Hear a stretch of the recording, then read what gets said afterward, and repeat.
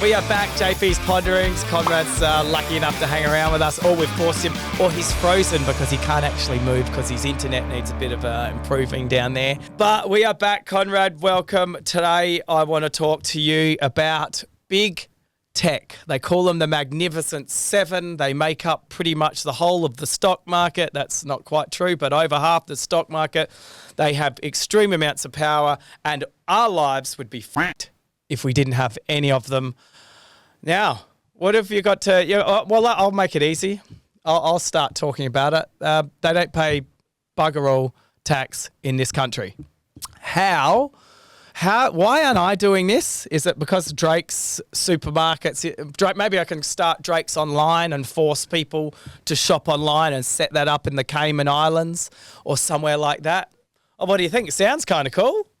Yeah, essentially, you probably need to become a billionaire, and then you can just kind of shift your money around the globe just however you wish. And you have whole teams of lawyers that can just probably pay some consultancy firm. PwC apparently gave some secrets to big tech to help avoid our taxes.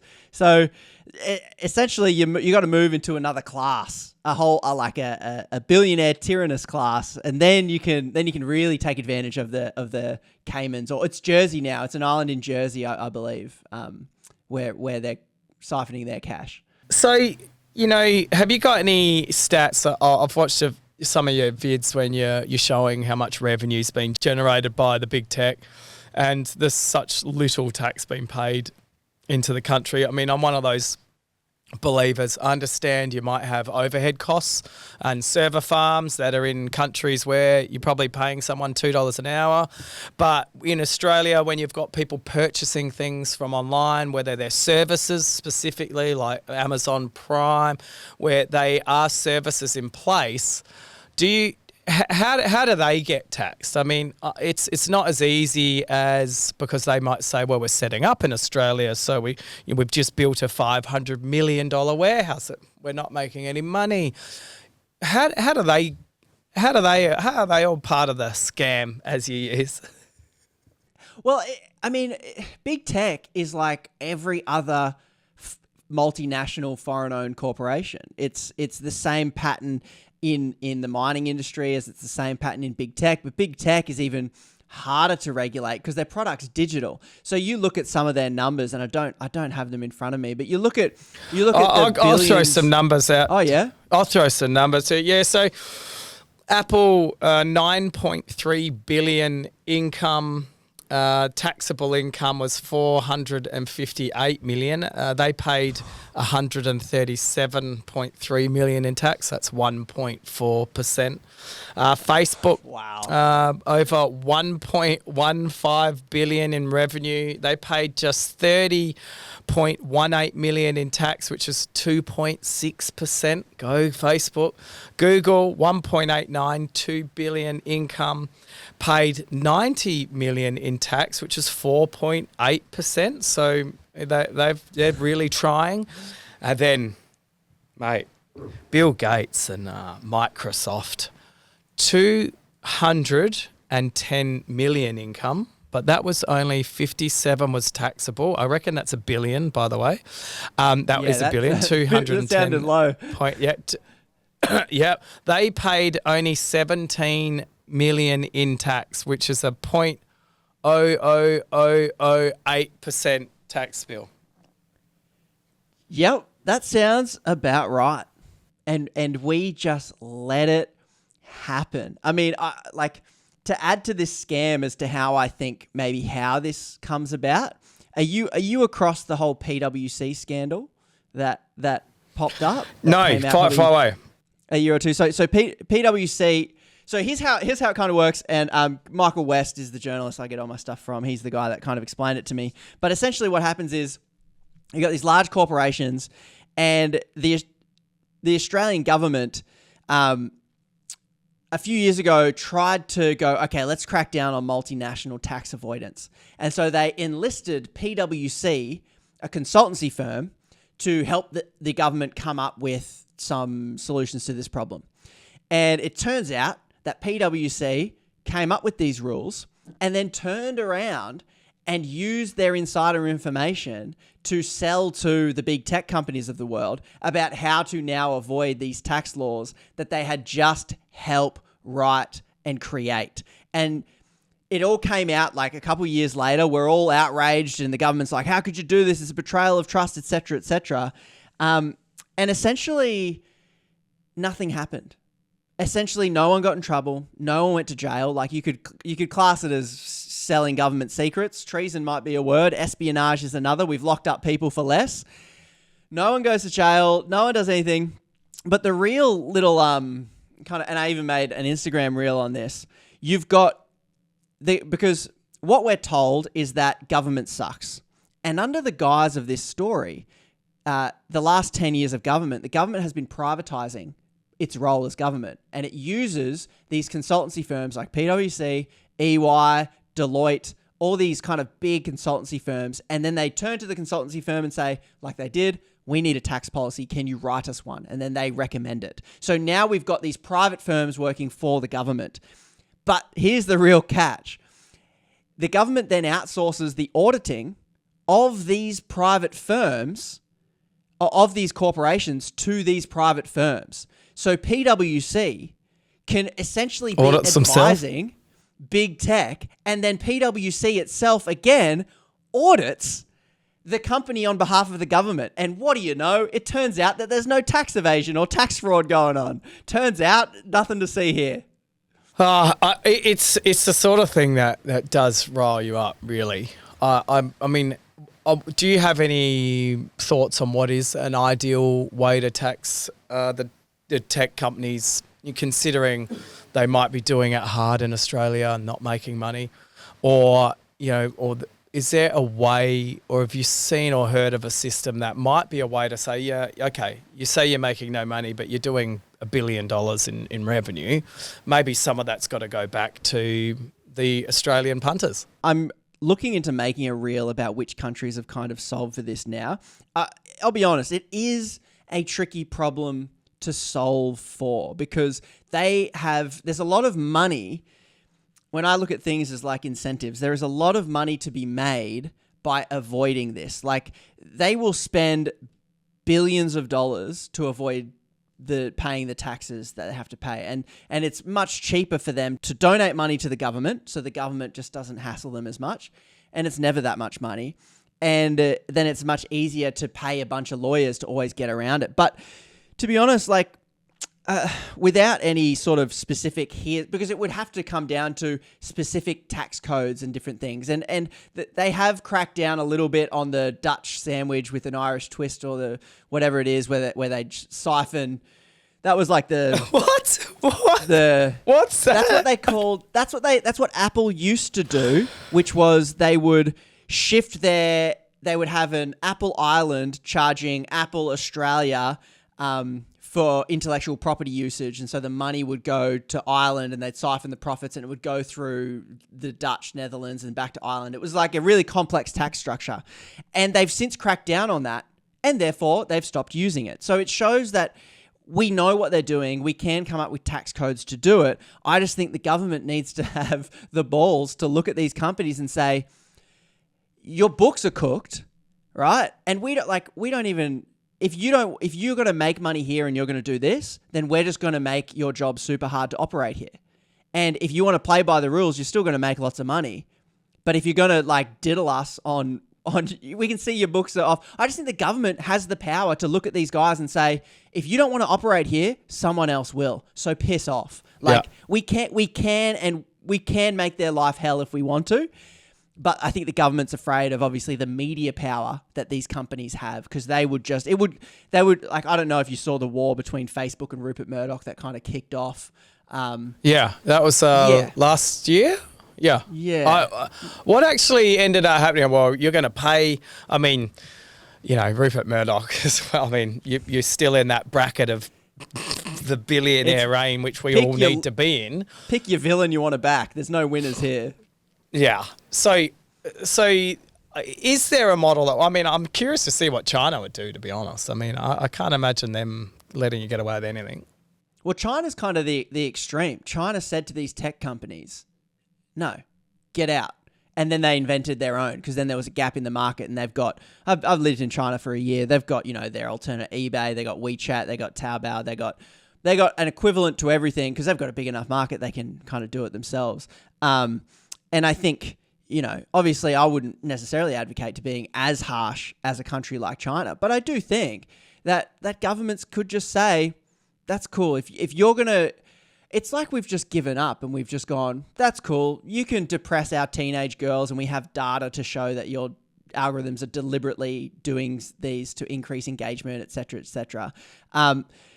We just kind of put up with it and go, oh, there's nothing we can do. Like we can, I think we could, make their life difficult by, choosing to block their websites if we wanted to. People would still get it with VPNs, but it would make their life annoying. We could show that we as a country could decide and say, if you're not going to pay taxes, then don't operate here. And then, I don't know, fund a startup, fund an alternative. There's plenty of other alternative companies out there that are happy to play by the rules. Yeah, I think that's an interesting way to put it. What's going to happen? Amazon, if you don't pay your tax here, then you can't operate here. Okay, you will get some that do VPN route, but the VPN route means they can't amortize. Well, they can't amortize it then because it doesn't count if it goes through a VPN as amortizing. Oh. So they would have a hell of a lot of time. They would have a hell of a lot of a problem with their advertising, getting the money in. Which is rightly so. I just think we're far too lenient because we are too scared. The lawyers come over on the private jet and all of a sudden we sit there and go, well, we don't want this fight. And I totally understand that. And I've been told I've got to go back to my fact-checking team as really, let's rewind the Microsoft number. Newest account, so Microsoft, these guys here, they've done a bit of a consolidation, but Microsoft took 6.3 billion from Australian customers and only paid 120 million in tax. Now, that's 1.9%. I do apologise for saying it was under 1%. That's 1. Hey, that extra 0.4 is very important. That is important. But if we have a look in the year 2022 to 2023 across all level, so Microsoft's newest accounting entity, so they've set up a new one, Microsoft Clipchamp Holdings, made an additional 210 million during the fiscal year 21-22 and paid just $17. So that's not a million. And so let's get this right. They paid $17 in tax on taxable income of 57. Lucky us. Dollars. Are we talking fucking dollars here? I mean, it's embarrassing. We have a massive storm here. Can you hear that? Can you hear it? Actually. No, you can't hear it. Yeah, it's loud, huh? Yeah. So when you look at figures like that, we've tried to explain some things as punters. If you said to everyone, there's no longer Facebook, to be honest, I don't think people would really fucking care. But if you turned around and said, you can't operate Instagram here or you can't operate YouTube, that they're going to want to have, they're going to want to operate. They're going to have to play by the rules. They're not going to just leave because someone in Australia will come up with something. It won't be as good, but it'll be the same sort of... Yeah. It'll be the same sort of content. I mean, someone was trying to say the other day, with all the AI going on with people producing content, there's more content than anyone can ever watch, ever. But when does it stop and how does it stop? What do we need to do as a punter to be able to go, this is bullshit, what can we do about it? Other than doing things like this? I think this is the challenge that we face, is that I'm firmly occupying the space where I'm not an economist. I'm not in Parliament writing policy. I guess I want punters to understand my job is to say this is a joke. Like, JP, if you did half the rubbish that these multinationals are doing, you're damn right the government would come to you and be like, do you want to operate? You'd be shut down quick smart. And if I tried to shift my taxable income and do a few dodgy buggers, they'd catch me because my lawyers aren't that good, right? Why? As a punter, I think our main number one role is to go, this is a joke. I know it's complicated. I know they've got a lot of power. I know our first attempt is going to probably be a bit ham-fisted and not quite work, and they'll get around it. But that doesn't mean that we should give up telling our politicians and telling people, saying this is a joke, because the end of the line leads to the point where we're holding the bag when the government comes to us and says, housing problem, can't afford to fix it. Medicare's been pretty crap lately, don't have the money for it. This is where it all leads, because there's lots of money being siphoned offshore right now. So as far as kind of what punters can do, I think it's like making sure everyone understands what's going on is a start, so that when the government says we can't afford things, we can look them back and say, well, there's Apple. We know how much money they made. You're already taxing me. We already are bearing the tax burden. We give you permission to go the hell after these guys, because the big tech don't want you to know that there's only one entity that can force these people to play ball and pay tax, and that's the government. So it's like as simple as not voting for the party that is in the pocket of corporation. That's the starting point. Writing to your MP, letting them know that corporate tax evasion is a problem, because politicians begin to go, I guess maybe we could address these sorts of things. And it is kind of a bit limited. That's kind of as far as we can go. But thanks to social media and the big tech companies that I'm ragging off as we speak, there is an ability to build a bit of momentum. Like, I've got all my momentum off the back of an Instagram algorithm that finally worked for me, right? And Mark Zuckerberg, pay some bloody tax.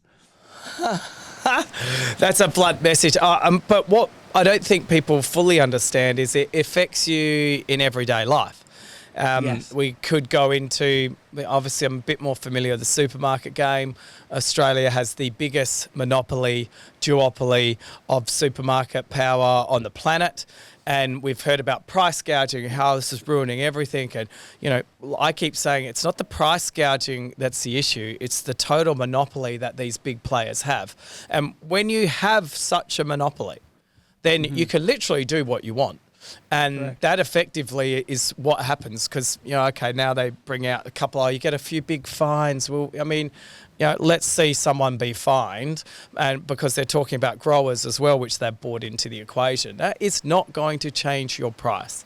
The price is put in there for whatever reason, but when you have Coles, Woolworths, Audi, Drake's and Foodland, whoever you want to throw into that, we're all trying to compete on that price with whatever and make margin as well. You've got to make money. But what have we had that's come through as headwinds?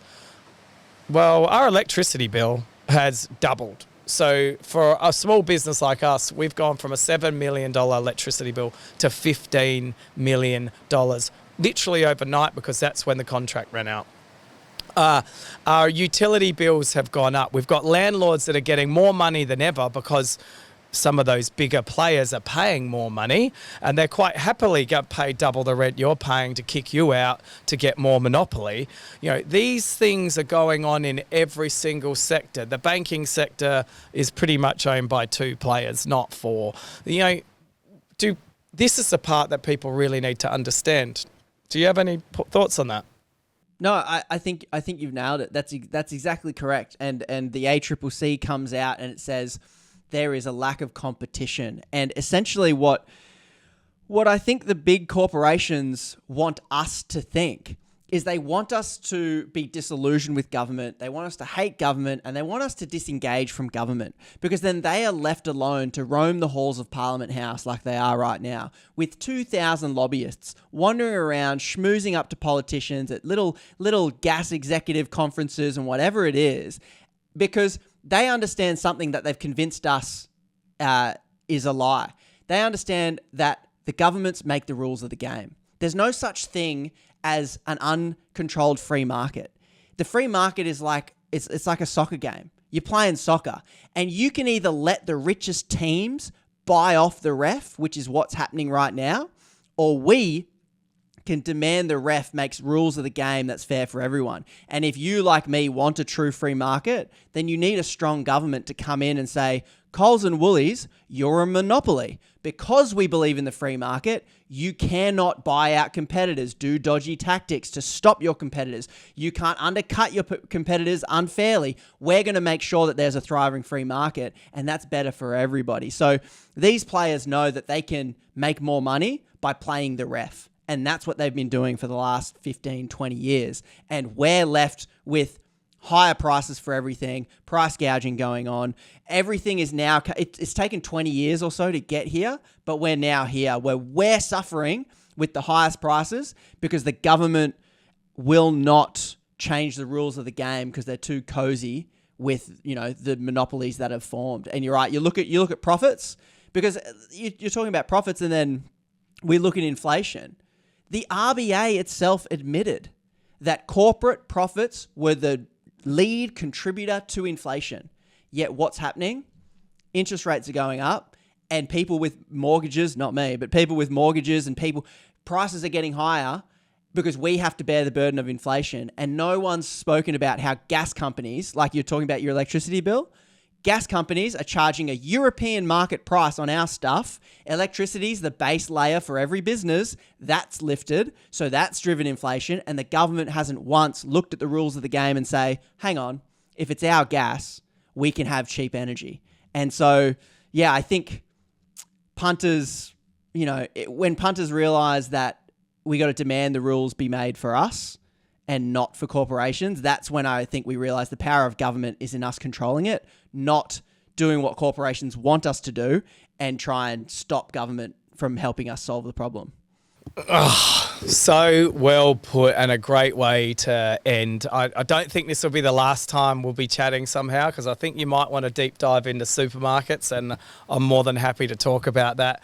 But we got to understand, we trust the government with $755 billion of taxpayer money, that we hope that they are doing the right thing.